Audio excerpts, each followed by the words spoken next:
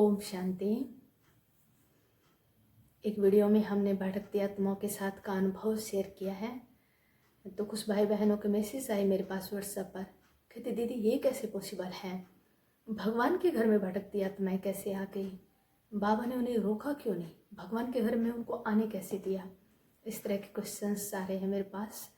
तो मैं ये सोच रही थी कि हो सकता है आप में से भी किसी के मन में ऐसी कोई बात आ रही हो, कोई ऐसा क्वेश्चन हो, तो आज हम उसी बात को क्लियर कर रहे हैं ताकि किसी के मन में कोई प्रकार का संशय ना रहे। तो सबसे पहले तो हमें ये जानना है कि भटकती आत्माएं होती कौन है, इन्हें हम भटकती आत्मा क्यों बोलते हैं और हम डरते क्यों हैं इनसे।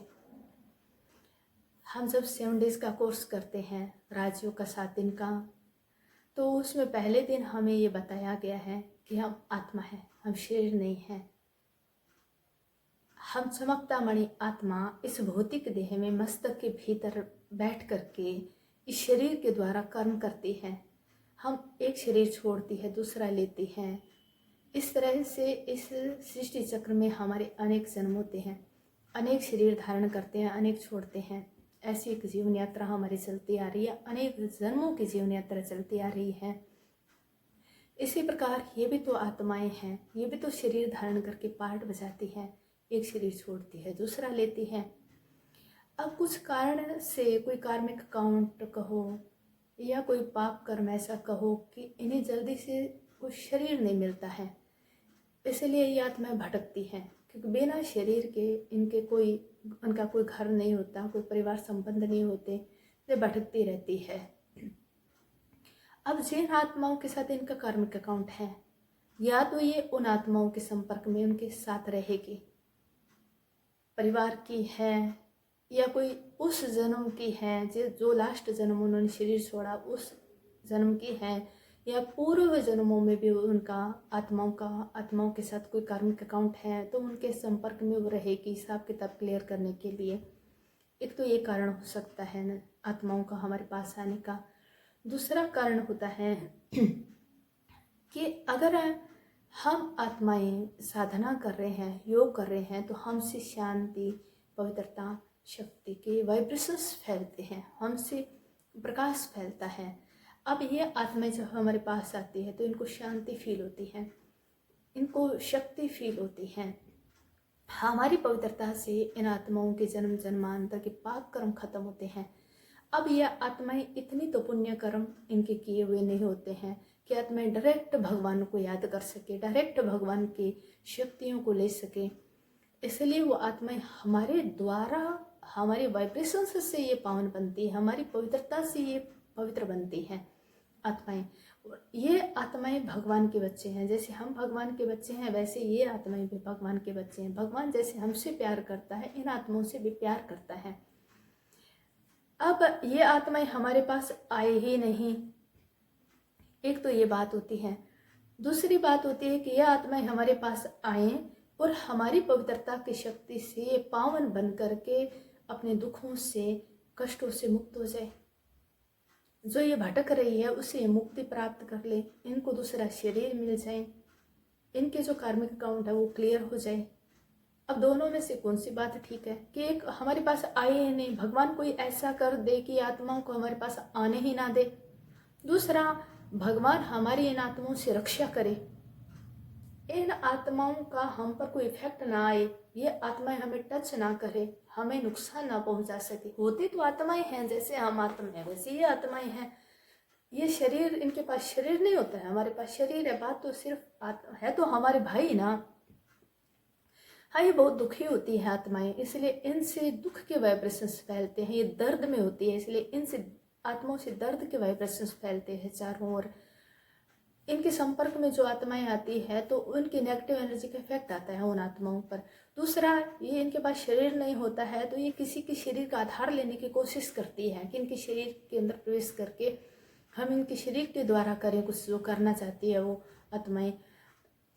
तो हमें इन आत्माओं से दूर तो हम रहते। देखो, चाहे कोई शरीर के अंदर है, शरीरधारी आत्मा है, चाहे बिना शरीर के भटक रही है, जो आत्माएं जिनकी आत्माओं के संस्कार अच्छे नहीं हैं, जिन आत्माओं के संस्कार आसुरी वृत्ति की जो आत्माएं हैं वो तो चाहे शरीर के अंदर हैं चाहे शरीर से बाहर हैं, उन आत्माओं से तो हमें बच कर ही रहना है।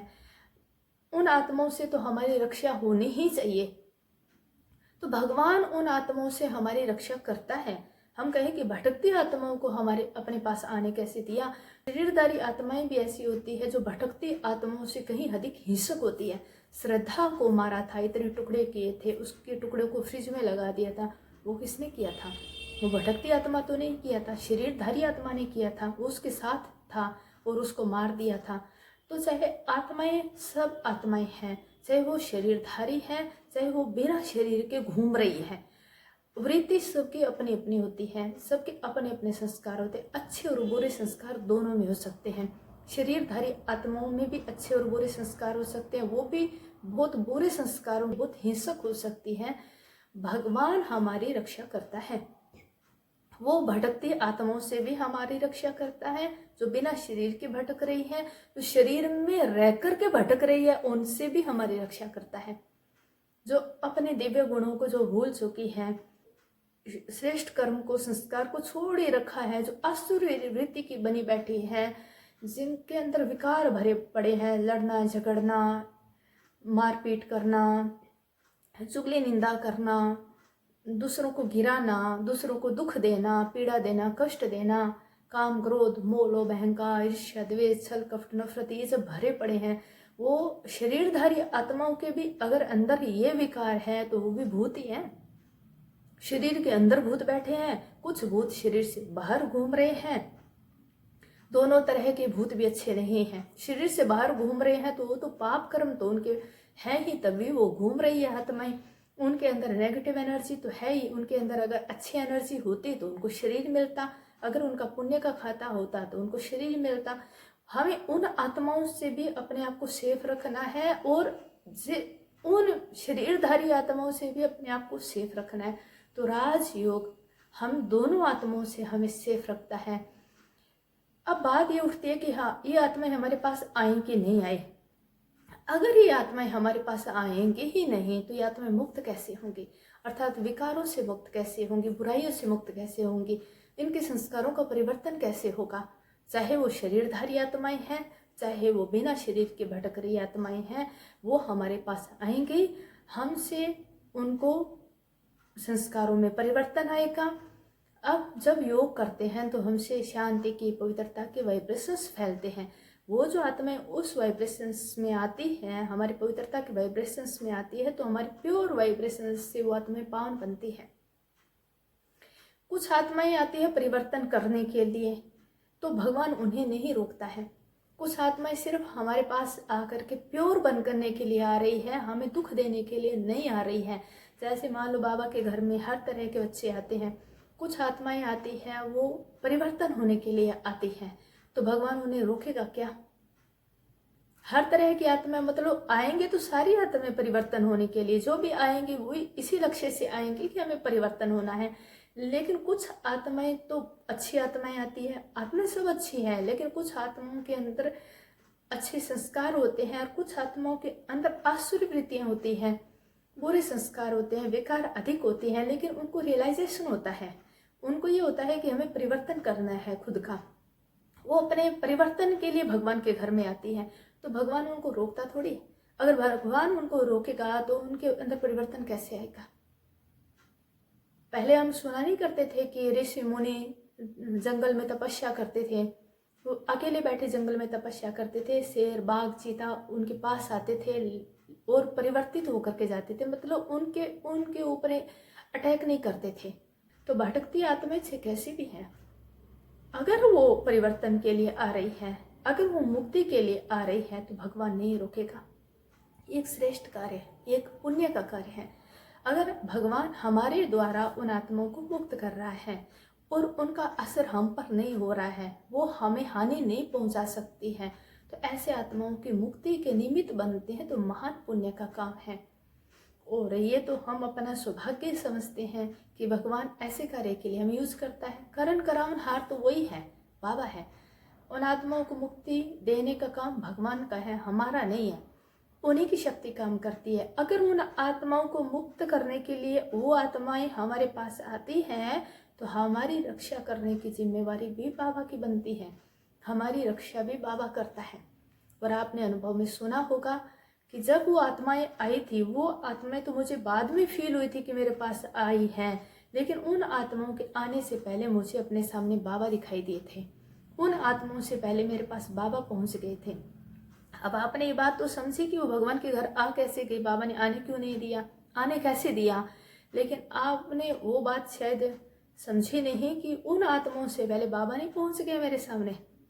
बाबा मेरे सामने खड़े हैं, साक्षात ज्योति स्वरूप परमात्मा श्री बाबा को मैं आंखों से देख रही हूँ।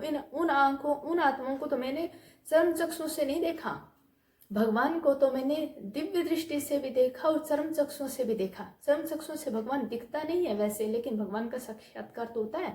बाबा को मैंने चर्म चक्षु से अपनी आंखों के सामने साक्षात्कार होते हुए उनका देखा है मैंने। उन आत्माओं को तो मैंने फील किया था सिर्फ, क्यों आत्माएं तो मेरे आसपास है। और जब मैं रूम में थी तब वो आत्माएं भी आई, तब भी मैं उन आत्माओं को सिर्फ फील कर रही थी। वो आत्माएं मुझे वो बाहर दिखाई दी थी फोर्स में, लेकिन मैंने चंद चक्षुओं से वो मुझे दिखाई नहीं दी थी, मेरे अंतर मन से मुझे वो दिखाई दी थी। लेकिन बाबा तो मुझे बिल्कुल साक्षात सामने दिख रहे थे। जब मैं पोर्च में थी तब भी बाबा मेरे पहले बाबा आए हैं, फिर वो आत्माएं आई हैं। तो भगवान ने मेरे चारों ओर एक ओरा बना दिया। 10-10 आत्माएं मेरे आसपास होने के बाद भी उन आत्माओं ने मुझे हानि नहीं पहुंचाई। थोड़ा बहुत हल्का फुल्का इफेक्ट आत्माओं की एनर्जी का आया, वो इसलिए आया क्योंकि वो आत्माएं जो थी बहुत कष्ट में थी, बहुत दुख में थी, बहुत दर्द में, पीड़ा में थी। इतनी सारी आत्माओं की इतनी सारी एनर्जी थी, तो उसका हल्का सा इफेक्ट वो भी शुरू में आता है। तपस्या करते करते करते करते, साधना करते करते आप स्ट्रोंग बन जाते हो, आपकी पवित्रता स्ट्रोंग हो जाती है, आपकी एनर्जी, आपकी पावर स्ट्रोंग हो जाती है, आप और अधिक पावरफुल बन जाते हो। फिर थोड़ा बहुत इफेक्ट नहीं आता है। और मैंने अपने अनुभव में ये बताया है, शुरू में हल्का फुल्का इफेक्ट उन आत्माओं का मुझ पर आया है, लेकिन बाद में धीरे धीरे लास्ट मैंने बताया कि अब मुझ पर उन आत्माओं को इफेक्ट नहीं आता है। तो आत्माएं ना आए, हमारे पास भी ना आए, ये कोई इतनी बड़ी बात नहीं है। हो सकता है बाबा हमारी मदद ऐसी करे कि वो आत्माओं को आने ही ना दे, लेकिन मैं ये समझती हूँ कि भले आए, मुक्त होकर के जाए, उनका इफेक्ट हम पर ना आए, बाबा हमारी रक्षा करे। और हमारे द्वारा अगर उन आत्माओं को बाबा पावन बना दे, हमारे द्वारा अगर उन आत्माओं को मुक्त कर दे, मैं तो अपना सौभाग्य समझती हूँ। तो भगवान साथ देता है, भगवान पर हमें निश्चय रखना है, इसे डरने की आवश्यकता नहीं है। ये कमजोर आत्माएं होती हैं, ये हमारा नुकसान तब पहुंचाती है जब हम इनसे डरते हैं। हाँ, इन आत्माओं के लिए संकल्प नहीं करना है, इन आत्माओं को याद नहीं करना है, क्योंकि याद करने से, संकल्प करने से आत्माएं आ जाती है कि हमें याद किया जा रहा है, हम वहाँ चले, क्योंकि ये बेचारी भटक रही है। इन्हें लगता है कि कहीं हमें थोड़ा सहानुभूति मिल जाए, हमें थोड़ा कहीं सहारा मिल जाए। और जो आत्माएं इन्हें याद करती हैं, संकल्प करते हैं, उनके पास ये आ जाती हैं। और ये आत्माएं वैसे नेगेटिव ही होती हैं, क्योंकि इनके वाइब्रेशन अच्छे नहीं होते हैं। इसलिए इनका, अगर आप कोई शुभ भावना से कि आप उनको मुक्त कर सकते हैं, तब भले आपके पास आए, अन्यथा इन आत्माओं का आह्वान नहीं करना है, इन आत्माओं को याद नहीं करना है। बाकी डरने की हमें आवश्यकता नहीं है, हमारे ही द्वारा ये मुक्त होने हैं। विश्व की सब आत्माओं को बाबा हमारे ही द्वारा मुक्ति, जीवन मुक्ति का वर्षा देने वाले हैं। कोटों में कोई आत्माएं ऐसी है जो भगवान को पहचान कर डायरेक्ट भगवान से मिलन मनाती हैं। बाकी सभी आत्माएं जो भगवान से मिल नहीं सकती हैं, उनको हमारे ही द्वारा शांति, शक्ति, खुशी, पवित्रता कहो, ये सारे जो वर्षा है हमारे द्वारा ही मिलना है। तो अपने आप को इतना योग्य बनाओ कि हम विश्व की हर आत्मा को मुक्ति, जीवन मुक्ति देने के निमित्त बन सके।